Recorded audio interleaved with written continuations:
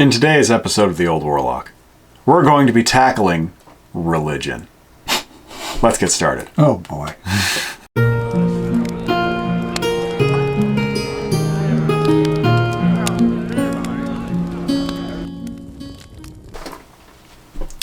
Religion. Is there something more?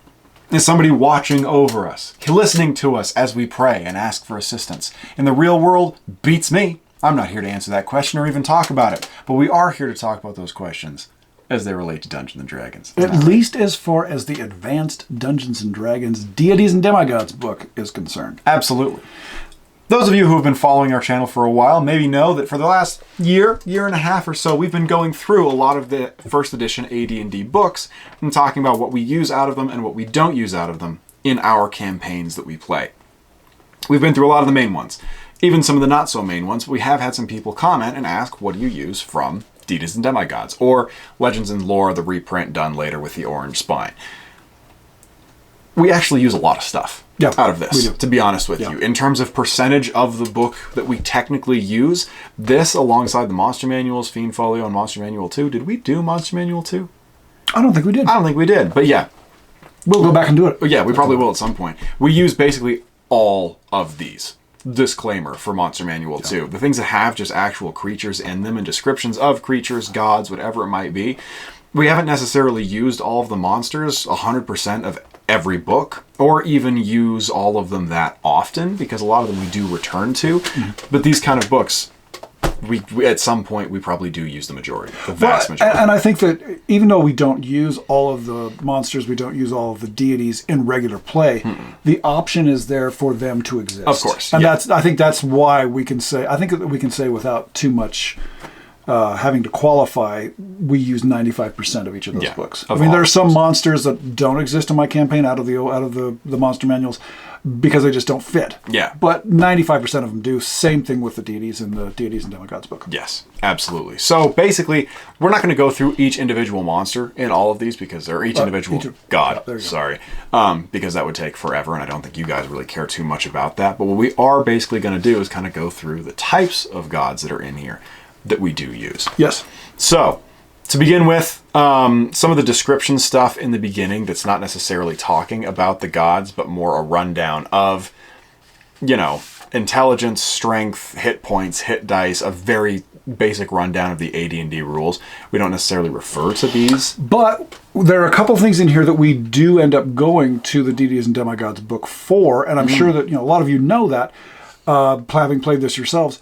When you get past that 18 on your character abilities, the Deities and Demigods book is a place where you can be consistent in going above the 18. So when you get to a strength of 20, what do you do? Well, you can go to the Deities and Demigods book. You've got your pluses, not your minuses, but your pluses as they would apply to that kind of a character. And for those of you who are clutching your pearls right now thinking, oh my god, they create characters that are that powerful. Yes. On very, very rare occasions. Oh, very rare. Only when something magical happens to you. Like if you find somehow a girdle of giant strength and you put that on, then some of that information is in here. It's just stuff like that. Or you may have, in my campaign, there have been a number of times where people have had a temporary raising of abilities because of something happening where they might end up with a 21 strength, or their dexterity might be a 19 or a 20. Doesn't last long, though. I gotta be honest with you, it doesn't last long. Yeah, it's never something that's terribly common. For psionic ability that is mentioned in here, again, we really don't use psionics that much. It's happened on occasion when you've played in the past. I don't think I've ever really encountered it.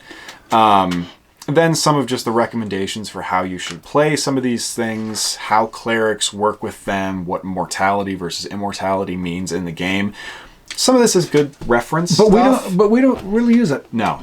We have our own approach to interactions with the gods, which are very rare. And if you do have an interaction with a god, it's going to be in a real detached way. At least that's the way I run it. It doesn't quite follow a lot of what goes on here. So we don't use a lot of that. And I think that probably before we go through the different, sects of mythos and talk about some of those, I think that the other biggest thing that we don't use out of these books are hit points. Right. And a lot of the time, armor class is a lot more difficult, just because we kind of tend to play with the belief that there should be a massive difference between gods and the characters that are being played. Right. So, because in a lot of these, I mean, what do we, let's look at an example here. Raven in the American Indian mythos. You've got, in terms of hit points, 400.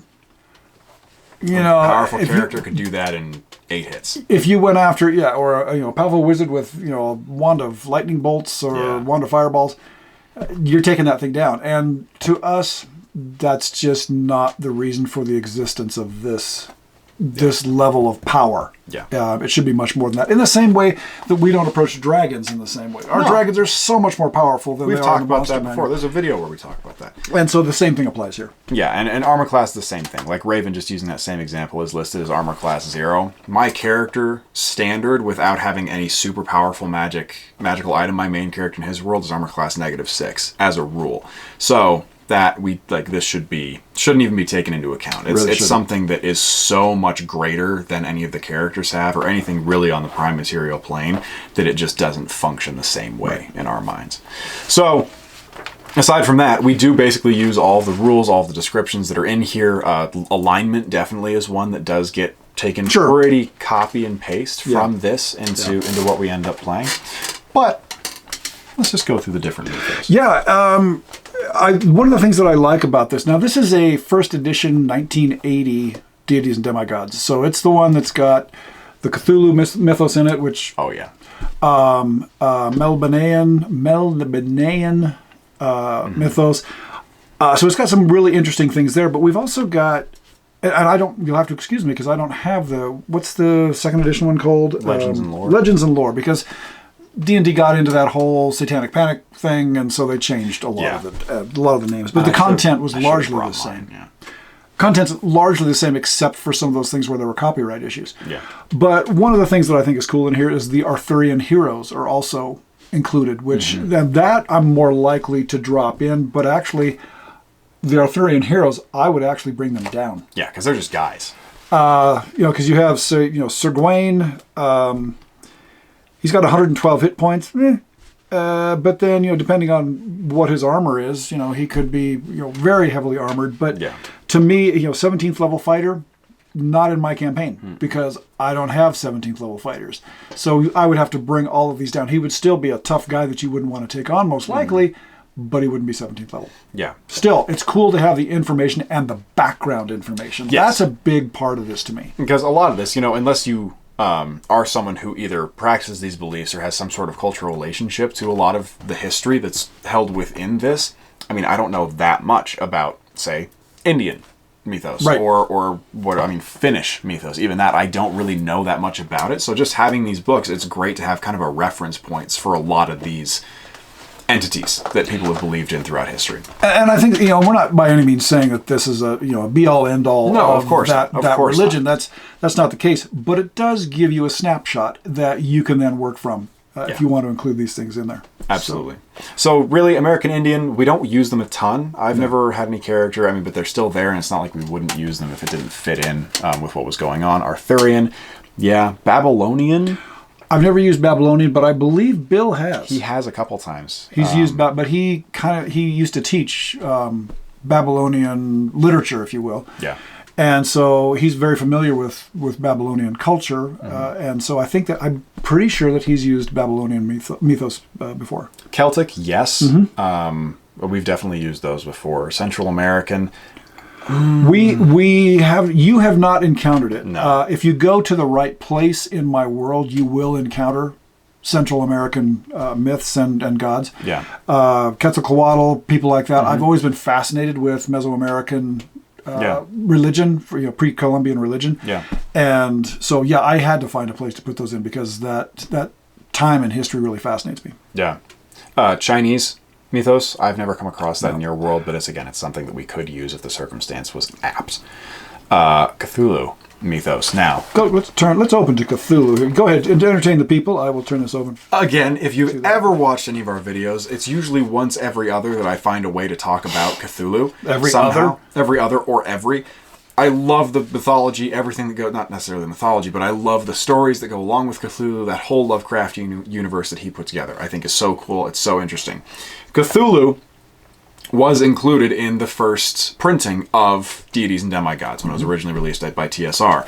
But because the copyright on this Herm Cthulhu and basically everything else that was put into the book at the time was still very firm and very tight, they were pressured to remove the Cthulhu Mythos from the second printing forward. So even though I believe I read at some point, and my memory's getting hazy, you'll have to forgive me, but I believe that they actually had permission to use the Cthulhu Mythos, but at the end of the day, TSR, but it was kind of a quasi-use, and at the end of the day, TSR said, instead of fighting, because then they were told later, no, you can't use them, and I think TSR just said, you know what, rather than try and fight this, not worth it. We're just going to pull it in the next edition. If you guys know anything, because I know this is a pretty decently well-known fact about these books, so if you guys have any information, we'd love to hear it. And I used to know, but I just don't need no more because I can't remember anything. Yeah.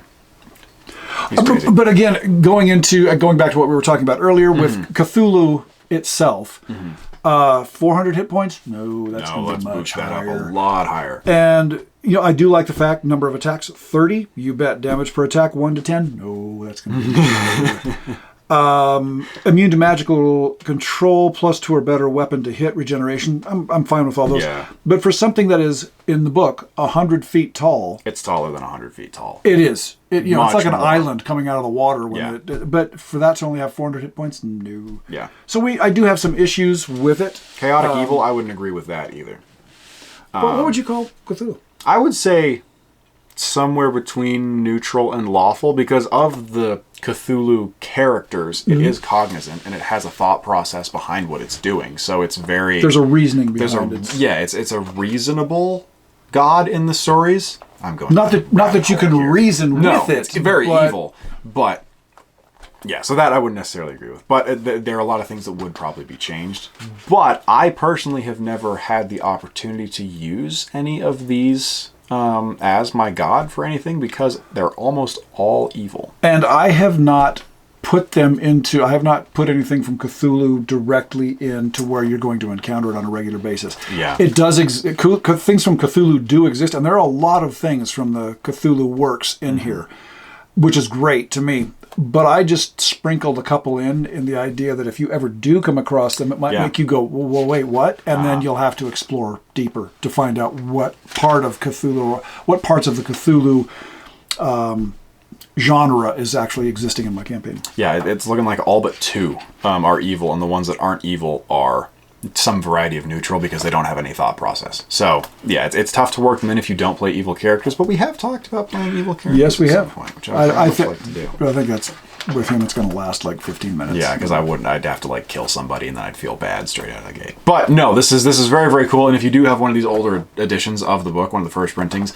it's cool to go and read through. I think it's really interesting stuff. And again, we always come back to part of this with the AD&D stuff. The artwork is fantastic. Yeah. There are a lot of works by Errol Otis in here, and I think that some of the things that he did are fantastic. But then a lot of the other Golden Age artists and their artistry from the AD&D, best period 78 to 85, that there's a lot of those artworks in here. Yeah, there really is. So this is cool stuff. We haven't really necessarily used Cthulhu in particular, but I had to, ramble on about it for a few minutes here, or it wouldn't be an Old Warlock video. Exactly. Next up, Egyptian.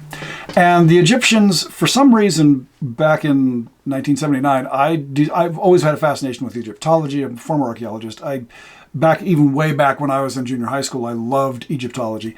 And so really the Egyptian gods are the ones that you're going to come across most of the time. They've been altered some so that, you don't worship them in a pyramid, but the gods themselves, since I was so familiar with them back in the day, I took them straight out of here, changed them to kind of a Northern European feel and look, and drop them into my campaign. Yeah. That's at least in the area that you usually adventure. That's what you're going to come across most of the time. Spent. So you won't come across Norse gods in my Northern European-esque adventure. You'll come across Egyptian gods. Yeah. So they get used a ton. Finnish in particular have appeared twice in my world. Like 2 times. Yeah. That's it. They do get used sometimes. Not that they're not cool. It's just that I haven't found a way to work them in.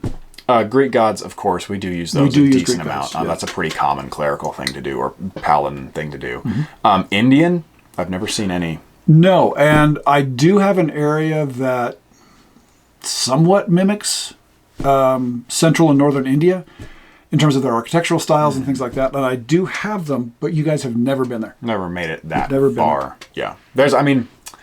For those of you who we haven't talked about the campaign or haven't heard us talk about the campaign, his world, I only have really ever spent time in maybe a sixth of it. That's about it. And the rest of it I've never even explored. It's huge. It's very, very large. Japanese, yes. But again, you haven't been there because I have used, I have taken Oriental Adventures. I have a substantial portion of my world dedicated to Oriental Adventures, and so I use Japanese gods to kind of deal with a lot of what goes on in the Oriental Adventures area. Yeah. I love the Japanese myths, and so I really wanted to find a way to put those in there, and then when I kind of started to read into Oriental Adventures, I thought, I've got to have this in my world too, with the Japanese gods. But the Japanese gods, there's also some areas that reflect more China in my campaign, but I use the Japanese gods in that China-flavored place as well. Which we realize is not accurate, but it's here. No, so, but it's just what I decided to do. It's the theme. It's a fantasy world that I made up. So yeah. Melnibonéan. Okay. I don't even know what that is. I got to be honest with you. It is... let's open it up. Yeah, this is a good learning opportunity. 86.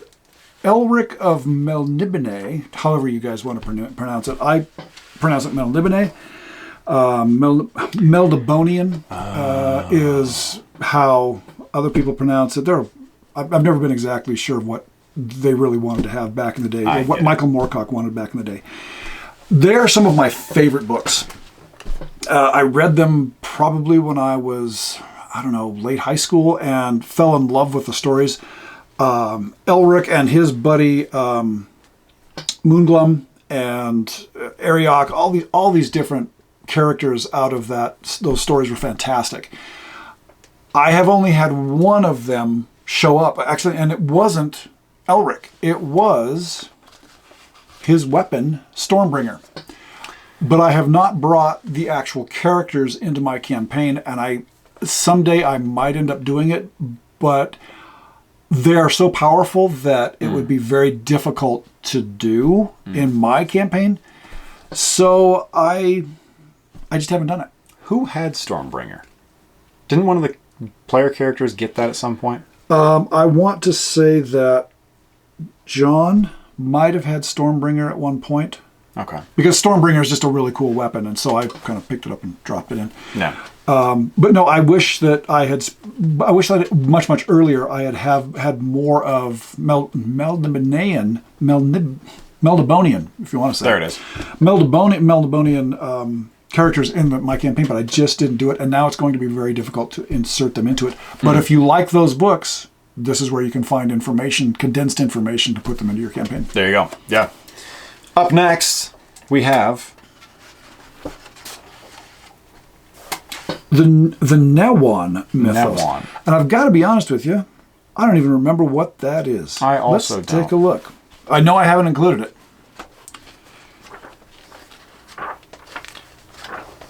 See, there's loads of stuff here. Yeah, this is huge. Melniboné. Here we go. Oh, of course, you're looking at Fafhrd and the Grey Mouser. That's what this is. The name didn't register. This is another series of characters that came out of some very popular fantasy books back in the day. Oh, okay. And in fact, Gary Gygax and even Dave Arneson and all the folks who were originally the creators of D&D, they all say that they were influenced by the books that contain the characters Fafhrd and the Grey Mouser. And that's what this is all about. So again, we're not looking at gods here. We're talking about just powerful characters. But those books are really good if you ever get the chance to read them. And now that I think about it, I have had Gods of Lankmar in here, and the Newan Ghoul. I have included these, but it's been decades since I ended up doing it. But really cool stuff. If you ever get the chance to read those books, I highly recommend them. In fact, I have TSR came out with a module that was Lankmar. And it's this enormous map of Lankmar, and you actually spend all of your time adventuring in. You've seen it. Yeah. And you know where the city is. I know exactly what you're talking about. Yep. And so I took the entire city and dropped it into my campaign, but I never really got much of their characters and their gods and dropped them in as well. But I need to do that. Yeah. Something for me to do. Non-human deities. These have been, I want to say, included on some occasion. They have been. It's something that I've purposefully done. Yeah. What disappoints me in this, it doesn't make me angry or upset. There should be more of them. Yeah. And that was what I had a problem with way back in the day, was like, yeah, it's really great to have, a couple of gods of the gnomes, but I want more. Yeah, there's like one or two per the main species, it seems like. Yep. So yeah, they do get included at different points. Orcs, you've got Grumsh. Yeah. Well, I want to know 20 different gods or 10 different gods of the orcs. But they didn't include those. But yeah, some of these have been included in my campaign. Yeah. Then we've got Norse, which, yes, definitely does get included from time to time. Yeah. And then Sumerian. Sumerian.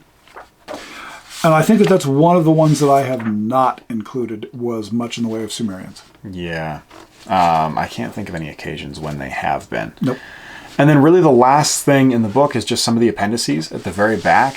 And I can't think of any occasion where I've used any of them.